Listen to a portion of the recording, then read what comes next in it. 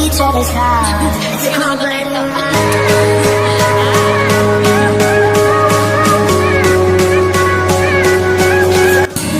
Oh, meet my friend. What's your name? What's your name? James po. Add me yung Facebook, Instagram.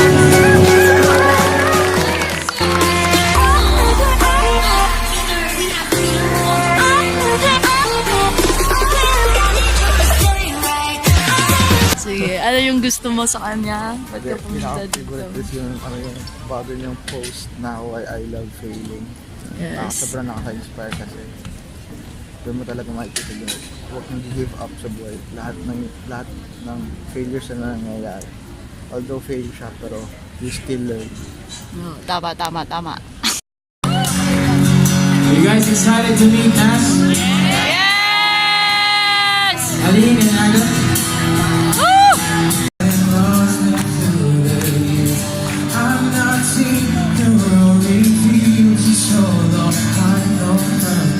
Welcome everybody!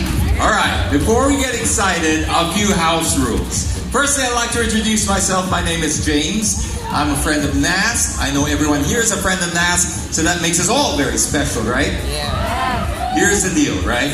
Okay, a little housekeeping rules. Ready? Everyone in this room obviously knows who Nas is, right? Yes! These videos and the trio that are going around the world. So here's the predicament we have. All of you. I just want to tell you a little bit about my background. So I'm from Los Angeles, California. I know you have an angel city here, but I'm from a different one. And my dad's from Israel, so I speak Hebrew, I speak Spanish, I speak English, I speak French, and I studied Arabic, so I love Bonjour, madame. I don't speak any Tagalog. Make one, yes!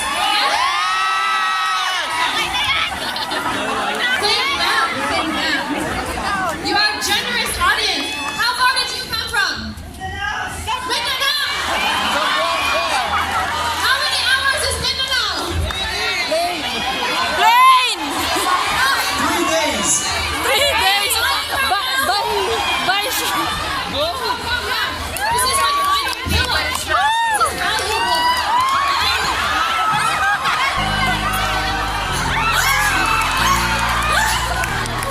Okay, did you actually come from Mindanao? For this event?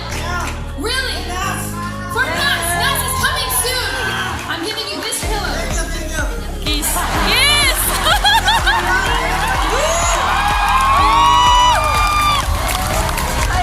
I'm in shock from all of your energy. I'm in shock. Okay, so I just want to introduce myself quickly.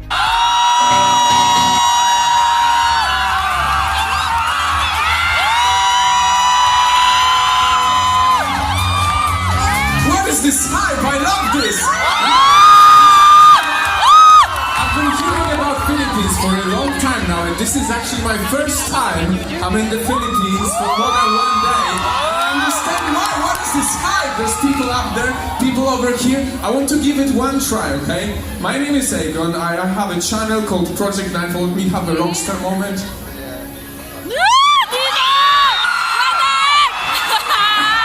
And on the channel I make videos about meaningful topics. I'm sure some of you Lagi na lang gitna! sing a Filipino song before, so I love your culture. I want to test one thing. If you can repeat what I'm about to do, I'm gonna sing when I come for a tune. Buwan! Repeat after me. This is the crowd I like.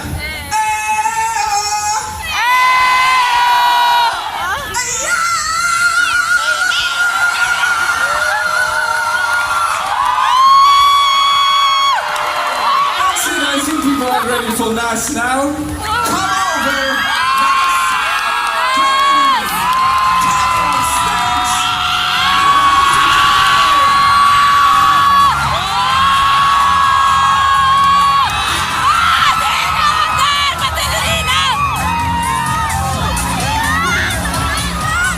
Nas, before you start, Nas, one question. Are crowds more fun in the Philippines? Yes!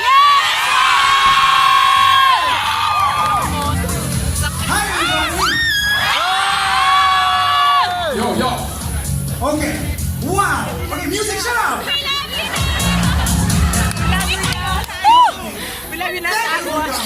Really appreciate your time. We do not take it for granted. Before we begin, okay, anyone that's standing here is best to sit here, okay? Best to sit here or above, okay? Anyone that cannot enter, fill out the seats above. If you want to be in the video, that's the best place to be in, okay? Now that we get the logistics out, who are you?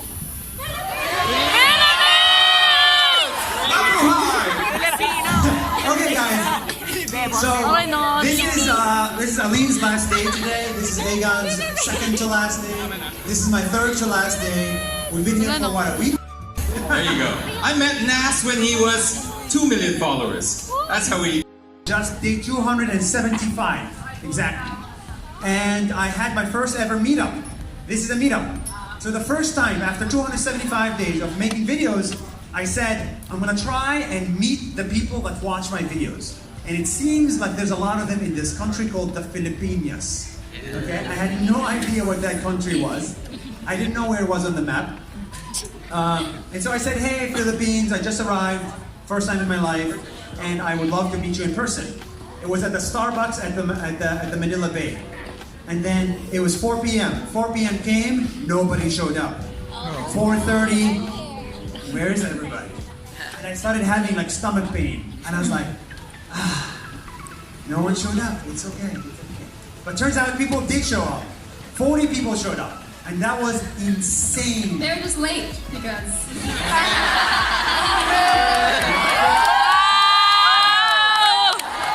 And when I saw that 40 people showed up and they actually cared about the videos, I was like, oh my God, this thing is working. You guys showed up. It's insane. And so after that meetup in the Philippines, I started having a meetup in every country I go to. In Japan, in India, in Israel, in Denmark, in Iceland. Name a country, we tried to have a meetup. And you guys were the first example of a successful meetup. It's insane. Wait, is Sandy here? Sandy here? Sandy, he'll come soon, but he was the first guy I met at that meetup as well, and we're still friends, which is crazy. Okay, so I just want to tell that story out of the way. Is that okay, guys? Is that okay? It's very, very Too late now. Before we begin, I want to say a quick, very huge thank you to Samsung Hall and SM Aura. And also thank you to Devant for actually giving us this screen to put our logo. It made us look very cool, thank you. The reason we came here to the Philippines is because after 2 years of not being here, I heard a lot about Philippines tourism. I heard a lot about Boracay, rehabilitation, cleaning up the Philippines, closing up the Philippines. I heard a lot about this stuff. And so the Department of Tourism said, why don't you come and see what's happening in the Philippines? It's been a while since you've been there. So I said, of course I'm going to come. Brought Alyne, brought Agon along, and we went to El Nido, we went to Boracay, we went to Puerto Galera, we went to Manila Bay.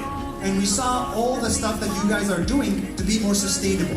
And it seems like everybody in the Philippines these days hates plastic straws.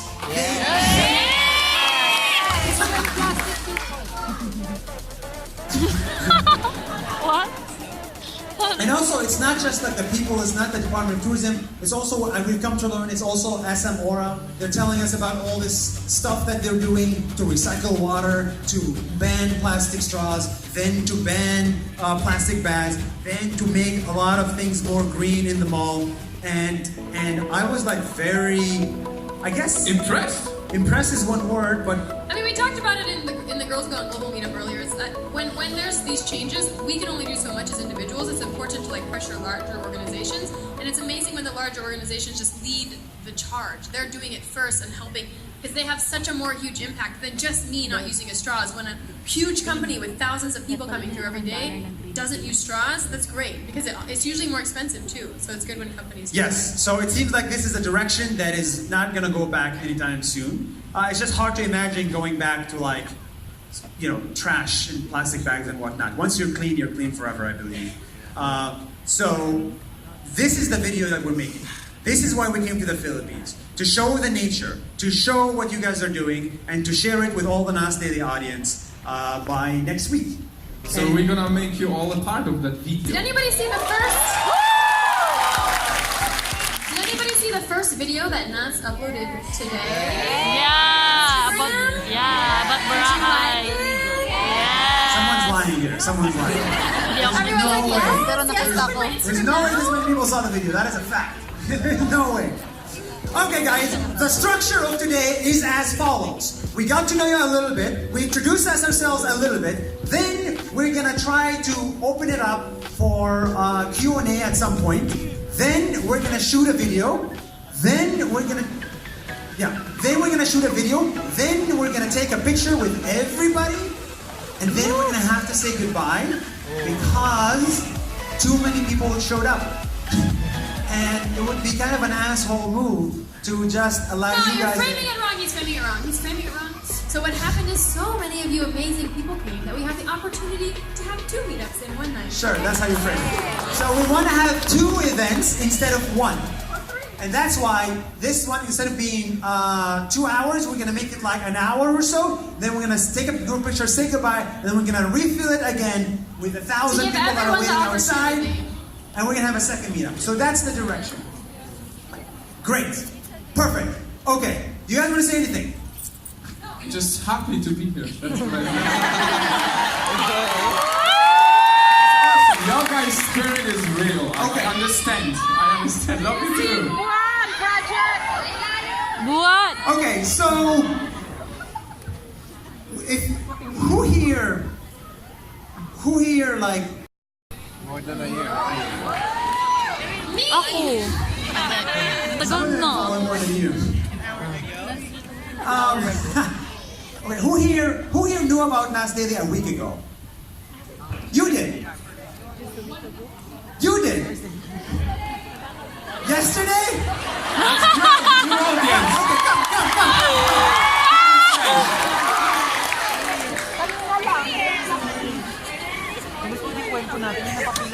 Okay, Please don't run too fast. come, take a mic. Why? How did you discover Nas Daily, and what took you so long? Come up from here.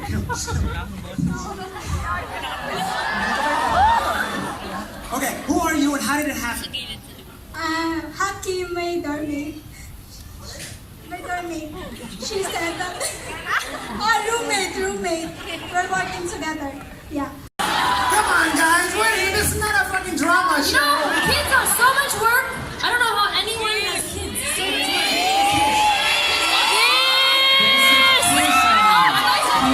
Yes. That's much easier than Okay, kids. next question, go. Hey Nas, how are you? So first of all, thank you for your stories. Thank you. And my name's Eric, and I also do videos about the Philippines, but in Spanish. Hola, Alyne, ¿qué tal? No sé, Hola, this is buenas my- noches. So, Nas, my question to you is, what's the hardest personal profile you've done? I mean, I love your stories. You don't focus on places, but you focus on the people. So I can imagine that you have some really interesting stories on the hardest person that you profile.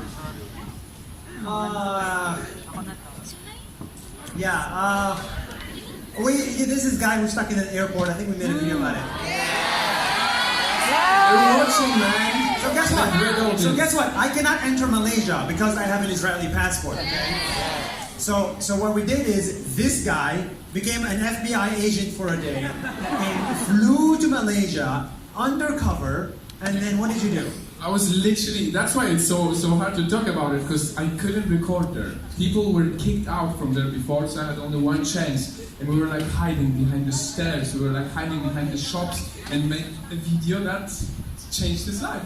Yes. So we had to go undercover, we had to go shoot him. A lot of people in Malaysia hate us, unfortunately, for this.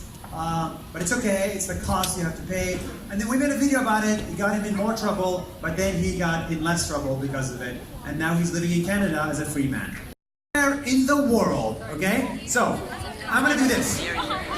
Stay where you are. I'm gonna walk in the frame. So he's gonna be shooting like this. I'm gonna walk in the frame, and I'm gonna say, and everywhere in the world, and then everybody starts like making noise, like and then I'm gonna say, see you next week, okay? So,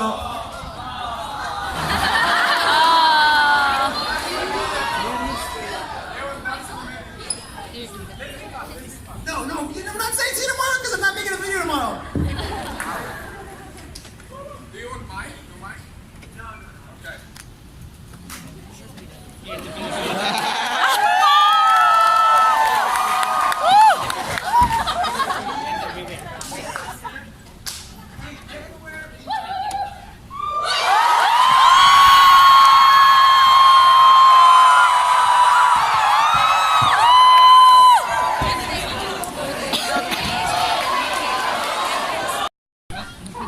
Sayang, hindi kita na-video.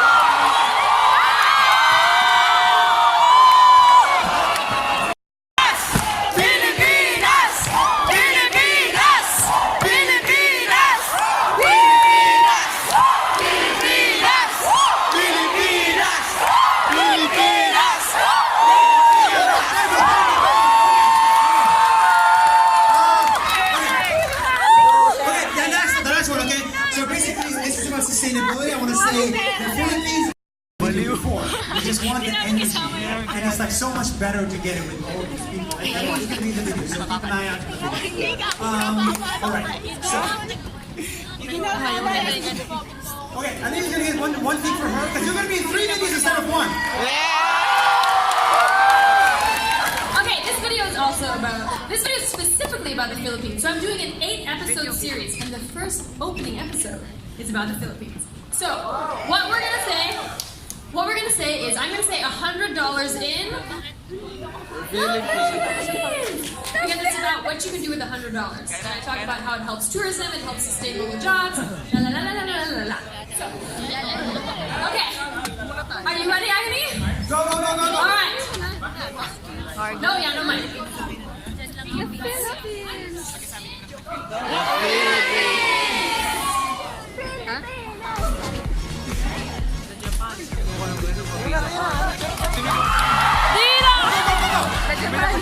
One, two, three.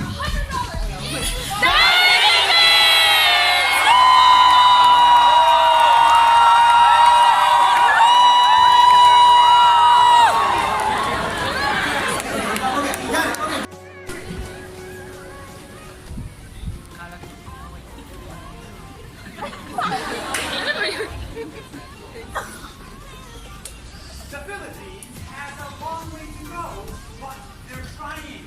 And we tourists need to try.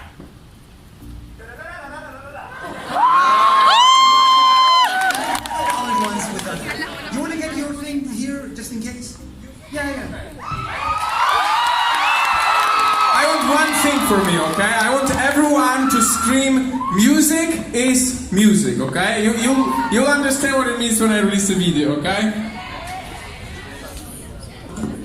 And thank you for doing this, by the way. Stay hyper.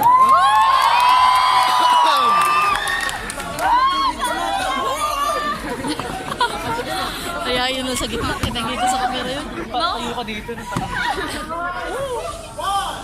2, 3. Music is music!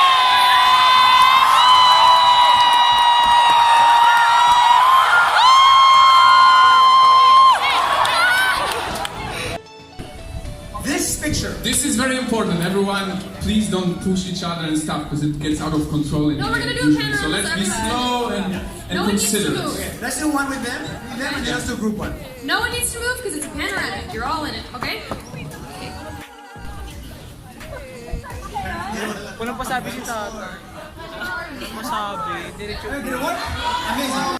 You in the hall because there's another 1,000 people who want to come in. Yes, please. So thank you so much. Thank You you. are Bye. really amazing. Be careful, Alyne. Be careful, Alyne, because we have people coming up. Here, dito. Isa lang.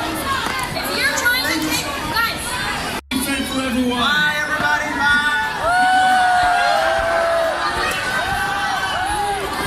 Bye. See you next week. Oh, sad. Hi, Nas. We love you. What are you gonna do next? this pillow is for the first person to go outside. Okay, give this pillow to the first person who nicely leaves in the correct way. It was very nice to meet all of you. I hope you had an amazing time.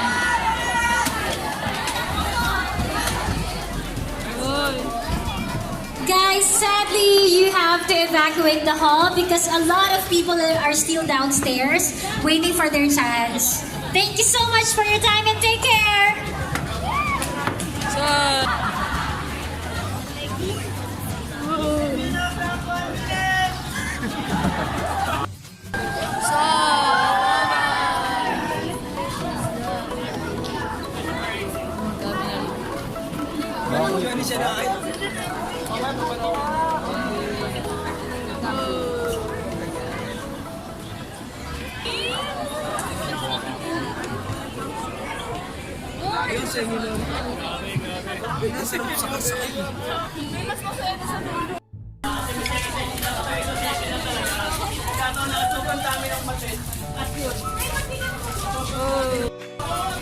Sobrang saya.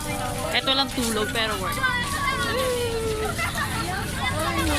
Mag-isa.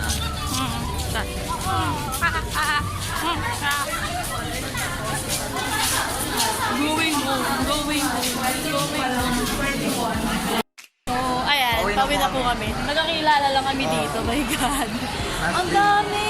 My God. Ano Pakita mo sa kanila. Siguro may third batch pa. Tignan nyo. Dami. Sobra.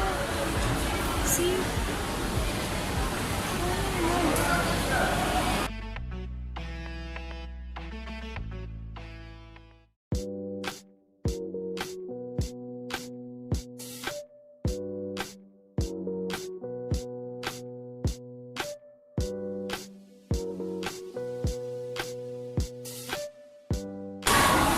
Sobrang dami at may third batch pa ata mangyayari. Ayan o. Grabe.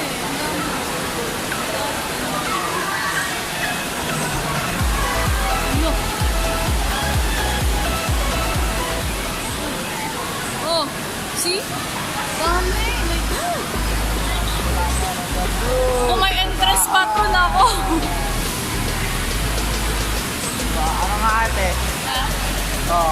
Hi ate. Hi! Follow my YouTube channel, Stupid Apps. Okay? Follow niya. Oh. Naka-live ka ba? Dito video lang. Wow, grabe guys. Sobrang saya talaga. Na-enjoy ako. Pero, nabitin na nga kasi konti lang yung oras. Pero at least I have a lot of friends na nakilala na sa event na yun. So, yan, pauwi na ako. Wala pang gulog ng video. So, it's the best experience in my life.